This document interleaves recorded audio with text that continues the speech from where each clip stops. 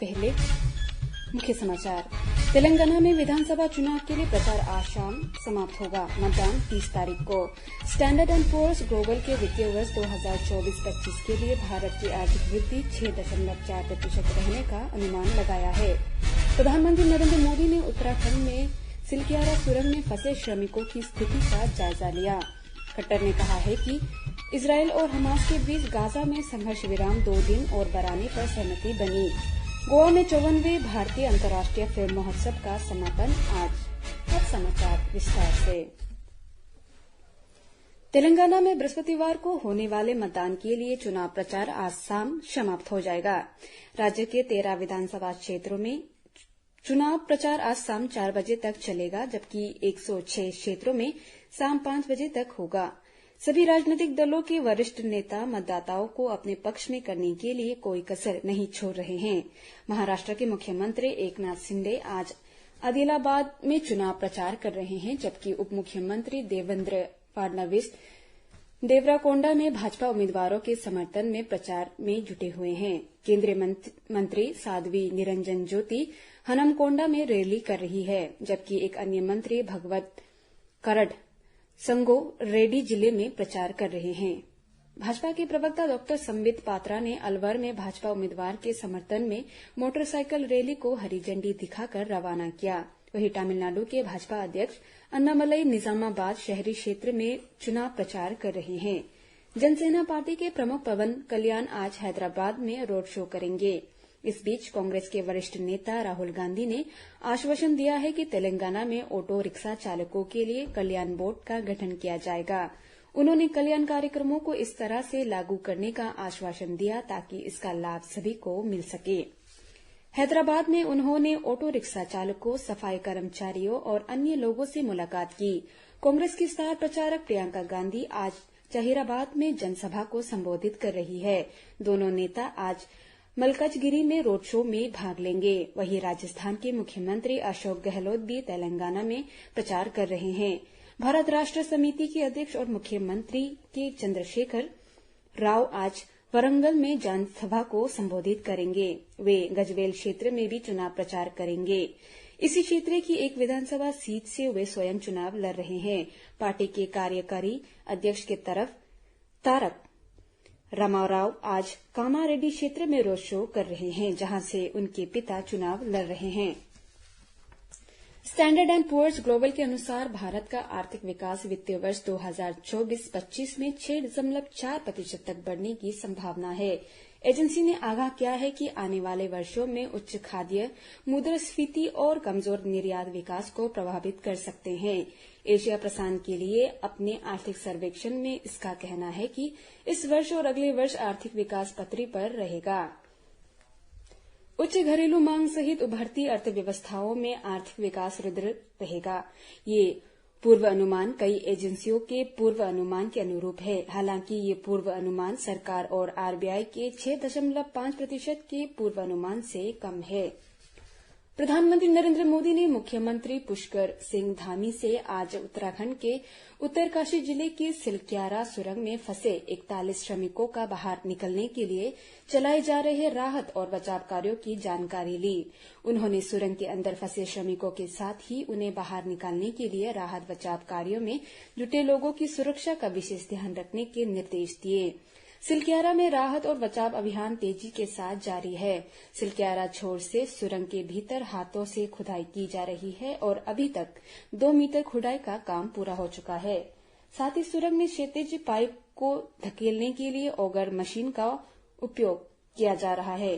मुख्यमंत्री पुष्कर सिंह धामी ने घटनास्थल पर पहुंचकर बचाव कार्यों का निरीक्षण किया।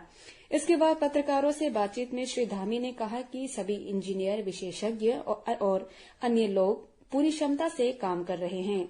उन्होंने उम्मीद जताई कि जल्द ही इस अभियान को पूरा करने में सफलता मिलेगी। केंद्र सरकार कल दुर्लभ और सामरिक रूप से महत्वपूर्ण खनिज पदार्थों की पहले दौर की नीलामी शुरू करेगी। इसके अंतर्गत देश भर में ऐसे खनिज पदार्थों के 20 समूहों की नीलामी की जाएगी। ये एक महत्वपूर्ण पहल है जिससे देश की अर्थव्यवस्था और राष्ट्रीय सुरक्षा को मजबूती मिलेगी। साथ ही साथ भविष्य के लिए स्वच्छ ऊर्जा के इस्तेमाल में सहायता मिलेगी।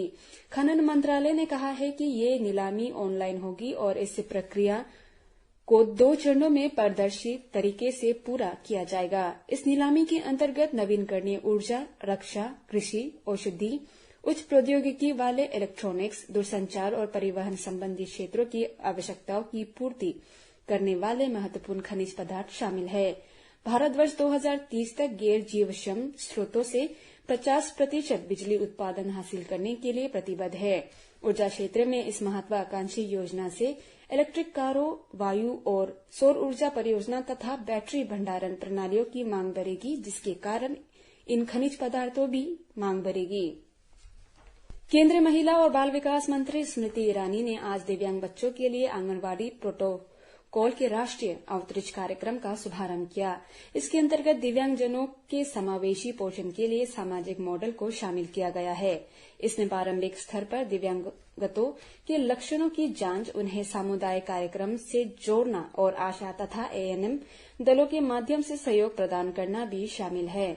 इसका उद्देश्य बच्चों में सर्वांगीण सुधार सुनिश्चित करना है। इस अवसर पर स्मृति ईरानी ने कहा कि पहली बार आंगनवाड़ी कार्यकर्ता दिव्यांगतों की पहचान के लिए बच्चों की जांच में मदद करेंगे। उन्होंने बताया कि इस कार्यक्रम से प्रतिवर्ष कम से कम 1 लाख बच्चों को लाभ मिलेगा। वित्त मंत्री निर्मला सीतारमण ने COP28 से पहले जलवायु वित्त पोषण और प्रौद्योगिकी हस्तांतरण पर ठोस कार्रवाई की मांग की है। वो सोमवार को वर्चुअल माध्यम से भारत ग्लोबल फोरम मध्य पूर्व और अफ्रीका 2023 सत्र के उद्घाटन के दौरान बोल रही थी। अनलीशिंग एम्बिशन विषय पर आयोजित इस कार्यक्रम में भारत, मध्य पूर्व और अफ्रीका के बीच सहयोग के अवसरों का पता लगाने के लिए व्यापारिक नेताओं, नीति निर्माताओं और मशहूर हस्तियों के बीच बैठक हुई। सीतारमण ने जलवायु वित्त और प्रौद्योगिकी हस्तांतरण में प्रगति की कमी पर चिंता व्यक्त करते हुए कहा कि बहुत सारी बातें हुई हैं, लेकिन कोई ठोस कदम नहीं उठाया जा सका है जिसकी पूंजी उपलब्ध हो और प्रौद्योगिकी हस्तांतरित की जा सके। तुरंत कार्रवाई पर जोर देते हुए उन्होंने कहा कि COP28 को प्रौद्योगिकी के हस्तांतरण और वास्तविक वित्त पोषण दोनों के लिए दिशा दिखानी चाहिए। विकासशील और उभरती बाजार अर्थव्यवस्था के सामने आने वाली चुनौतियों को संबोधित करते हुए उन्होंने COP28 में ठोस परिणामों की आवश्यकता पर प्रकाश डाला। उन्होंने जोर देकर कहा कि बातचीत और चर्चा जलवायु कार्रवाई के लिए सार्थक कदमों में तब्दील होनी चाहिए। विशेष रूप से वित्त पोषण और प्रौद्योगिकी हस्तांतरण पर ध्यान केंद्रित करना चाहिए। कतर ने कहा है कि गाजा में इजरायल और हमास के बीच अस्थायी संघर्ष विराम को 2 दिन और आगे बढ़ाने पर समझौता हो गया है। सोमवार को सोशल मीडिया पर एक पोस्ट में कतर ने विदेशी मंत्रालय के प्रवक्ता मजिद अल अंसारी ने कहा कि संघर्ष विराम 2 दिन आगे बढ़ाने से कुछ और बंधकों और कैदियों की रिहाई का मार्ग प्रशस्त होगा। पिछले शुक्रवार से शुरू हुए 4 दिन के संघर्ष विराम के दौरान चौथे दौर में सोमवार को हमास ने 11 बंधकों को छोड़ा था।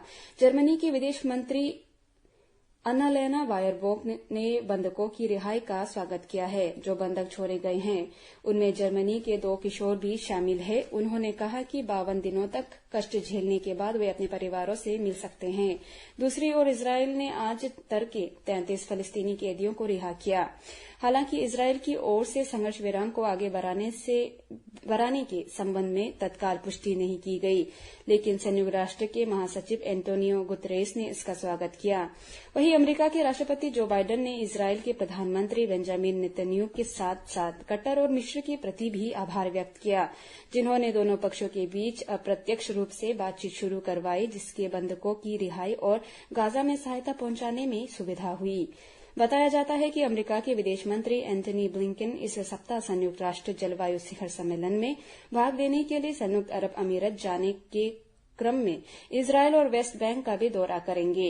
गाजा में 4 दिन के संघर्ष विराम को इजरायल और हमास के बीच युद्ध के दौरान शांति स्थापित करने के लिए बड़ी राजनयिक सफलता माना जा रहा है। इस दौरान हमास ने 69 बंधकों को रिहा किया, जबकि उसके बदले में इजरायल ने 150 फलस्तीनी कैदियों को छोड़ा।